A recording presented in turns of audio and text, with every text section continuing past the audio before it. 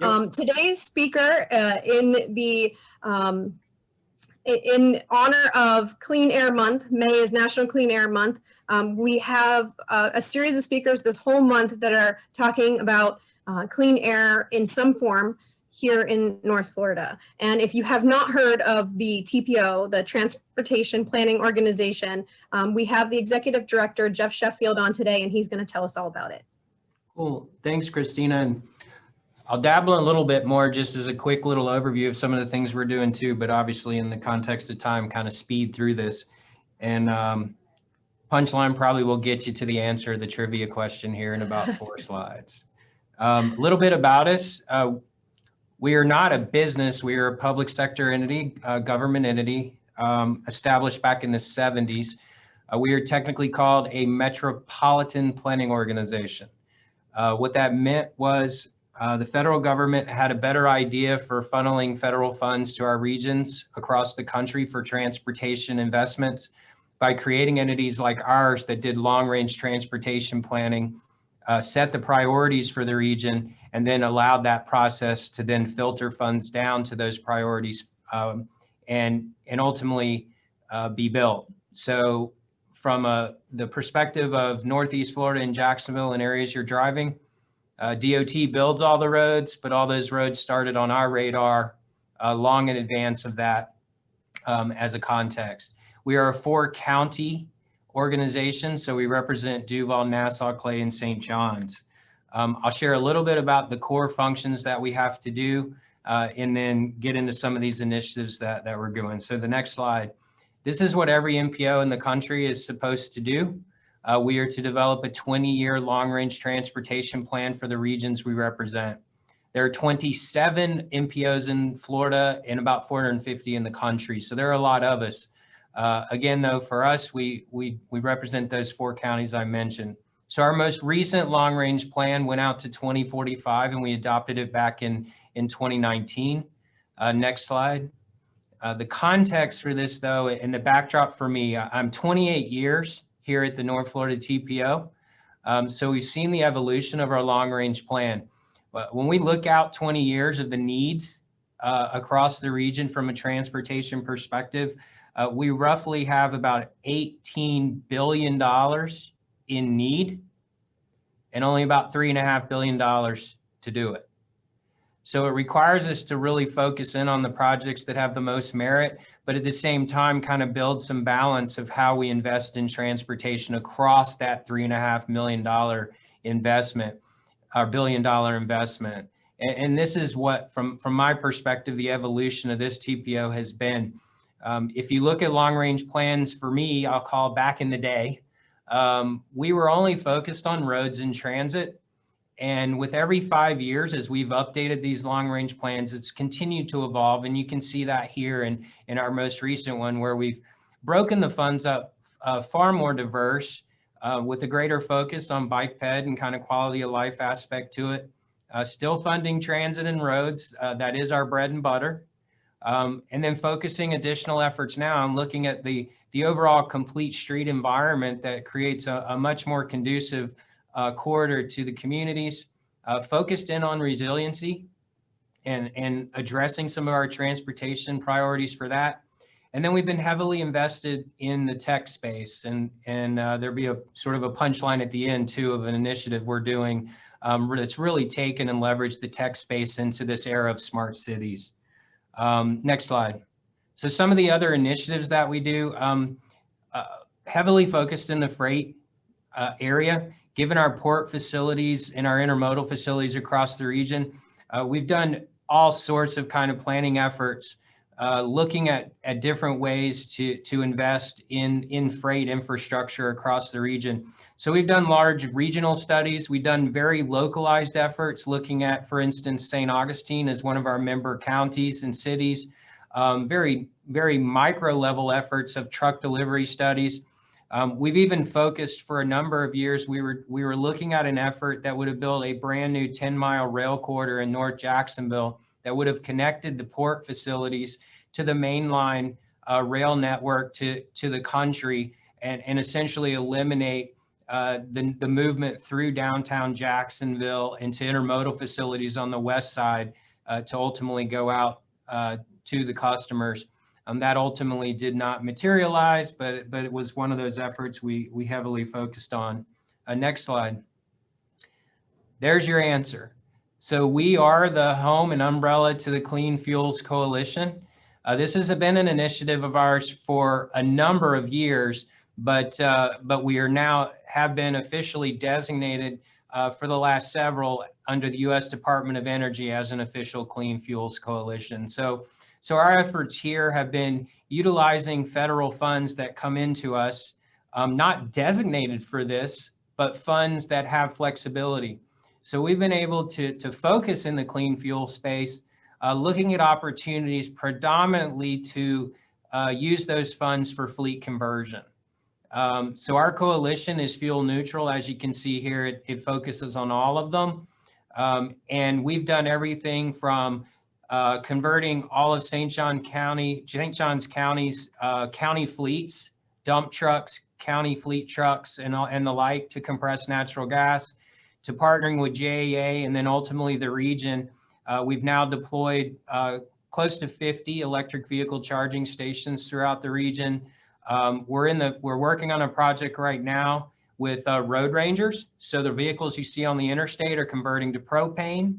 And we had strong partnerships with the JTA as well. And as they were moving to CNG, we were the predominant funder of that fueling station. If you're ever on Myrtle Avenue in front of JTA, you'll see that station. And that was a predominantly funded effort on our part. And then, of course, secondarily, a strong partnership with the port and the aggressive movement towards liquid natural gas. Part of the Department of Energy's requirements are that we report out every year petroleum displacement, greenhouse gas emissions information, and the like. And when we look back at the 2020 timeframe in our latest report, we were showing that we have essentially displaced, if you will, or reduced petroleum consumption by 30 million gallons last year. Now, that being said, over 70% of that is in the ships running on LNG. The other 30 or so comes from all the other fuel sources. But nonetheless, we do get credit for that. And so consequently, we report that out. So we feel very pleased to see that we're able to show really a diversity in how we're investing in the clean fuel space in the region. Next slide. We also are in the safety space. The feds like to tell MPOs to do things, don't give us money to do it, but then expect outcome on initiatives for us. And public safety is one of those as well, wanting to get MPOs more focused in that. Our efforts have been a little different than many of our colleagues in the state. A lot of them were focused on producing flyers and passing them out in the mall and telling you to buckle up. We really wanted to be metric oriented and targeted to where we could assess whether our outcomes were producing. So we really have been in the process where we've developed a strategic safety plan that identifies hotspots and high crash conditions, and then locations for those within our region, and then very direct marketing targeted efforts within those specific areas so that we can see whether or not our efforts are working. One example I'll highlight is that Caremore Argyle. That's the Argyle Forest area where we were seeing crashes 4 times the national average, Argyle Forest Boulevard and Blanding. A lot of that has to do with distracted and frustrated driving from all the congestion. So we did a very targeted campaign running in the movies at the mall there, prime time PSAs at 8 p.m., focus groups involving those that were in the crashes to better identify the conditions. And we saw roughly an 18% reduction in crashes after that campaign. That being said, what we all know in safety is if you don't repeat it, you don't maintain it. But we are able to show outcomes like that. And those are kind of examples of some of the things we've been doing with that. Next slide.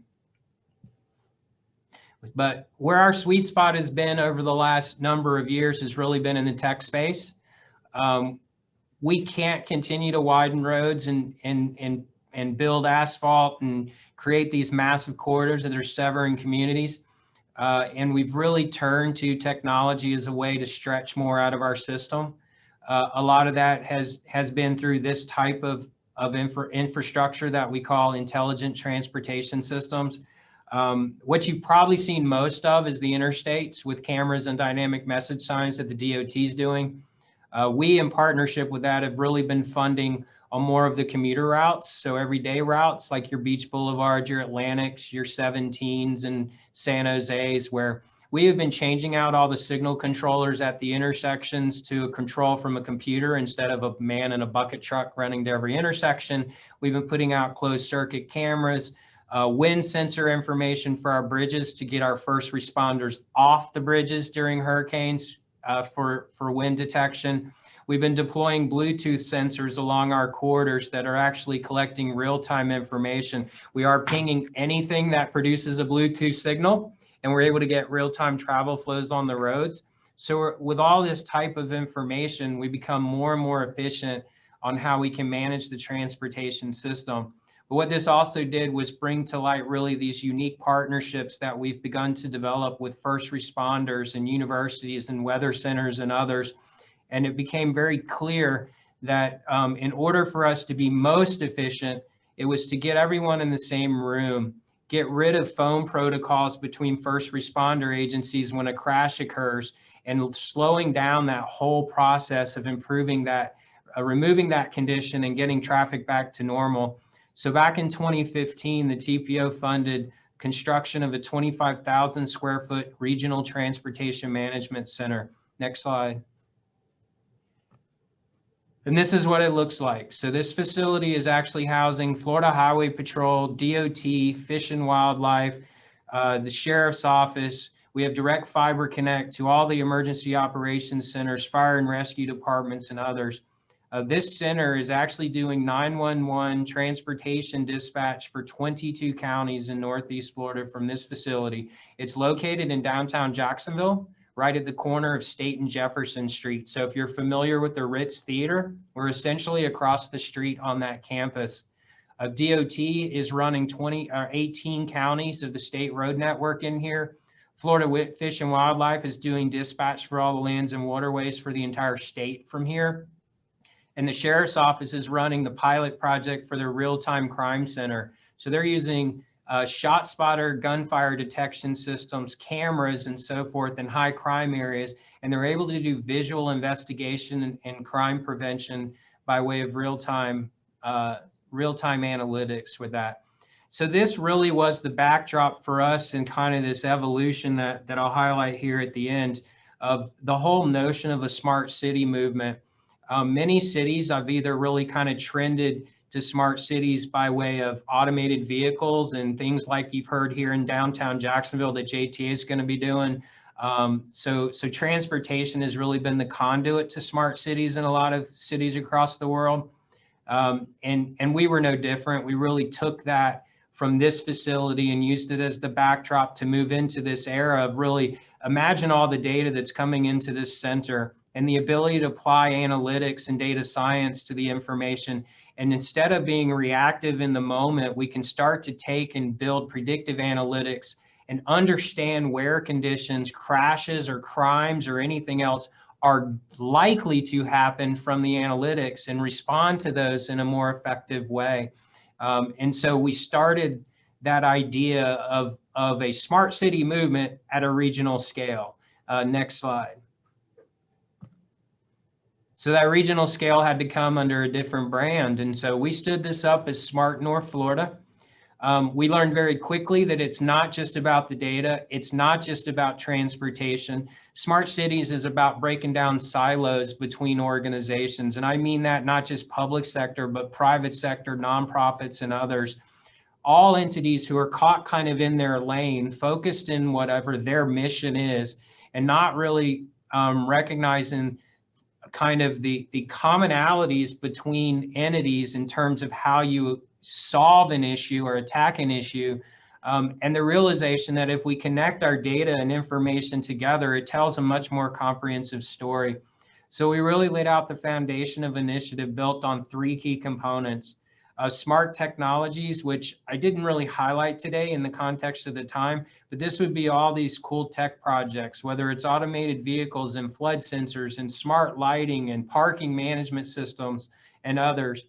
We also built the second part, coordinated data, and this is really what's breaking down the silos. This is a cloud-based data exchange now. We call it the North Florida Data Exchange, and it is living and breathing, and it's encouraging data sharing between entities so that it is housed and available to not just the entities working on it, but it's available to the public. So it starts to create more transparency with our citizens to understand what's going on.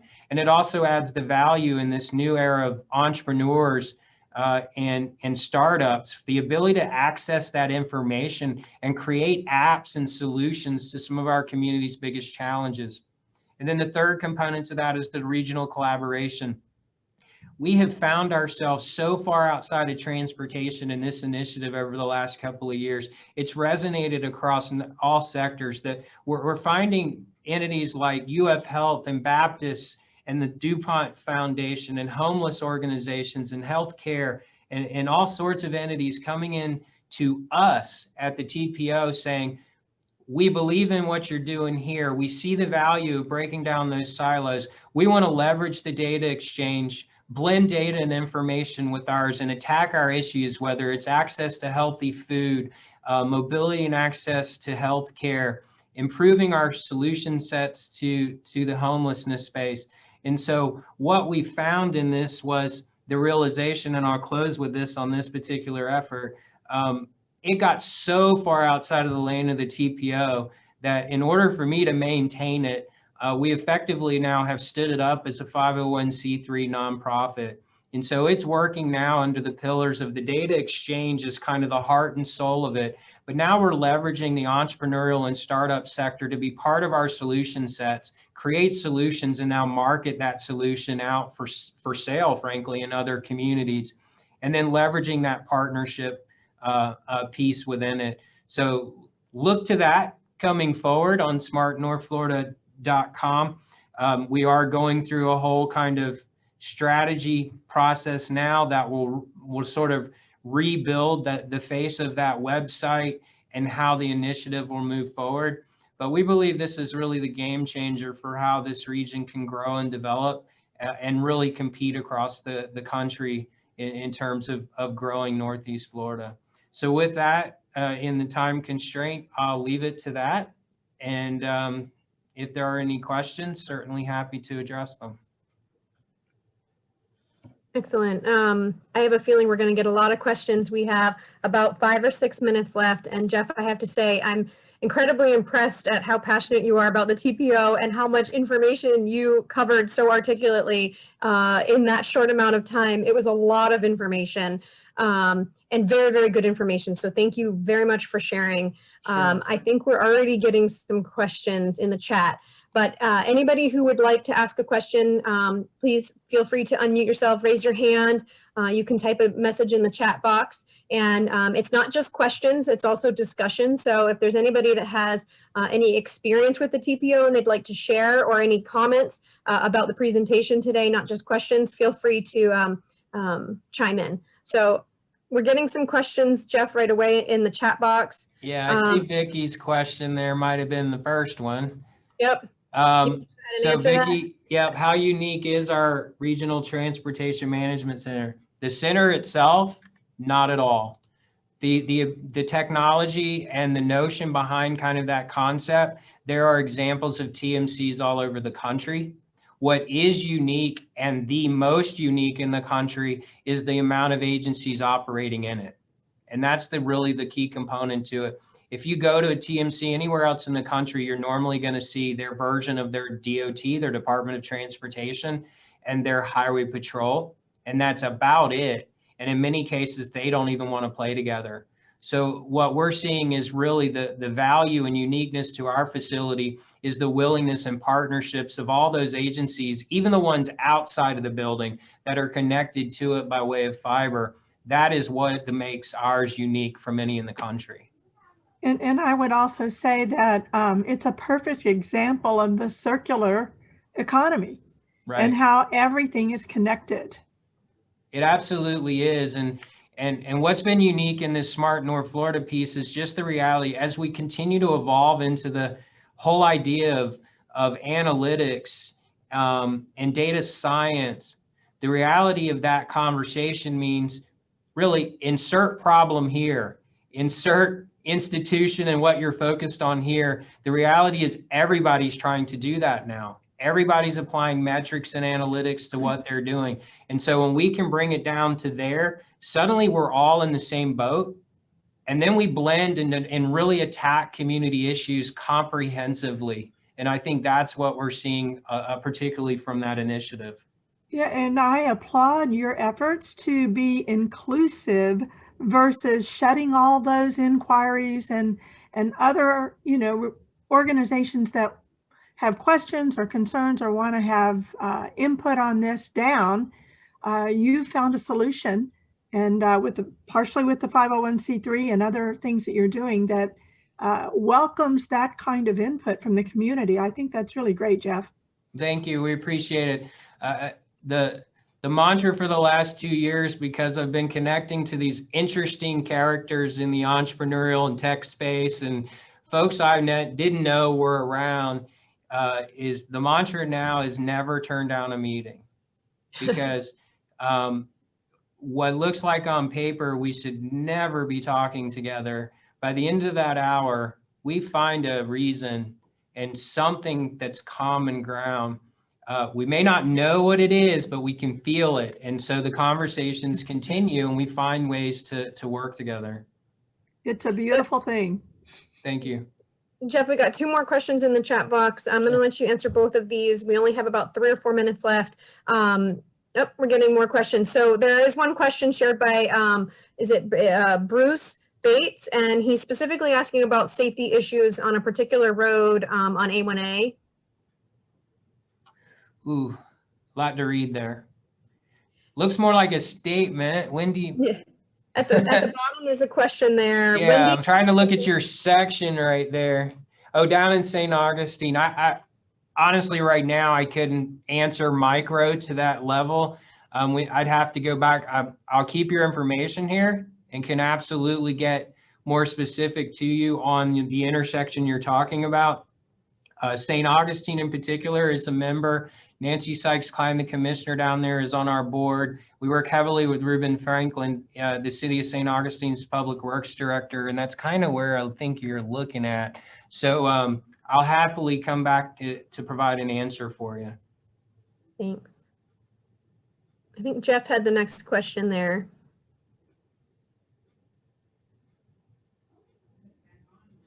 Yeah, I think the challenge here from a public transportation, there's an evolution occurring. The fact is, the reality behind a lot of the transit modes that we're even looking at today are likely to not be here tomorrow, if you will. The traditional bus services and things that we're accustomed to, transit agencies across the country are really having to pivot when we look at the different mobility services now, like the Ubers and Lyfts of the world and the other types of micro mobility that are there. So the definition of transit, and you even see it now in the JTA, where we're providing transportation as a service. So it's not specific to any one mode. It's the ability now for you to connect. I want to go from A to B, and the ability for us to then say, here's 3 different or 4 different options for you. You can ride transit, door-to-door type service. You can call Uber, and this is what it will cost. Heck, it'll tell you you can ride a bike, and this is how long it'll take you to get there. Looking at it from that aspect, it's always been a challenge for Northeast Florida because of the sprawl to build a quality traditional kind of transit network that we're hoping for. And to the previous question, I did get a text. We actually are conducting a study along the A1A corridor and where you've referenced. And so that thing is ongoing right now. What we'll actually do is loop you in so that you're informed as that process continues to play out. Great. It's 2:30, but we have one last question from Sure. Mary Tapuni. Can you see it there? Yeah, new or expanded opportunities for our region related to clean energy infrastructure.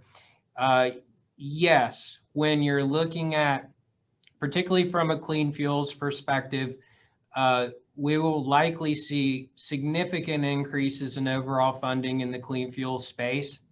So consequently, merely by formula, it'll find more funding its way to us. The decision really becomes more at our scale on our ability to continue to direct those funds to this type of initiative. And I can tell you with confidence, we've remained committed to this initiative and this coalition. So I would expect that to continue, which means we will see probably additional funding in our ability to deploy more of the infrastructure across the region. What that looks like and where we will focus it, once again, will be very neutral in terms of all the fuel choices in the clean fuel space. But everywhere we can build and leverage partnerships, expand fleets, you know, the trick on the public sector side is build consumption, not the station in reality. Private sector will happily come in and invest and build a fueling stations for capacity as long as we're building the consumption. So what we want to do is keep converting fleets. Excellent. Hopefully that answered your question, Mary. And with that, it is 2:30, and I'd like to let everybody please share in the chat box one last thing. Please share what your Tuesday takeaway was. And Jeff, without writing it, can you just tell us maybe one thing that you had as a takeaway from today, what we talked about? Yeah, you know, my takeaway from this is the kind of things that I was just talking about. In one, never turn down a meeting, because the reality is, again, the uniqueness of being able, again, to have access to folks that, frankly, a TPO in general may or may not have any reason to talk to again on paper. So my takeaway always is the uniqueness of the new folks that we engage with and have an opportunity to meet. We may not land on a true transportation piece, but I know in the smart North Florida space, we can find a way that we should all be playing together. I think that's wonderful. Thank you very much for your time today and your information. I hope everybody enjoyed it as much as I did. Check out the TPO's website for more information. And thank you, everybody. Have a wonderful rest of your week. And don't forget, before you go, if there's anybody you want to connect with, make sure you save your chat or copy and paste your chat so you have everybody's contact. With that, thank you, everybody. Thank you, Jeff. That was great. You're welcome. Trying to get Bruce so I don't miss him. Yeah. Well, All right, you take care. Okay. Bye. Bye, everyone.